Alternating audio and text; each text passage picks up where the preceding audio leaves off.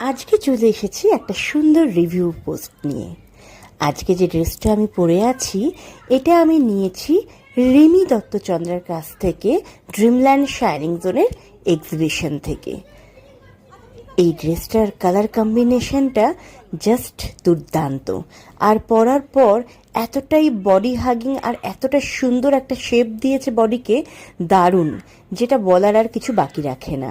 কিন্তু তোমরা কি একটা জিনিস বুঝতে পারছো এই মুহূর্তে আমার ব্যাকগ্রাউন্ড মিউজিক ঠিক কী কী বাজছে? হ্যাঁ, ঠিক এই রকমই সিচুয়েশন যে কোনো মায়ের হয়ে থাকে যখন সে ভয়েস ওভার দেয়, কোনো জিনিসের রিভিউ দেয় কিংবা কোনো রিল তৈরি করে।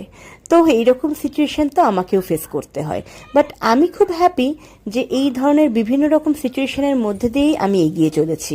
কারণ একজন নারী হিসাবে আমাদের সকল রকম ক্ষমতা নিয়েই জন্মগ্রহণ করতে হয়, যে কোনো সিচুয়েশনে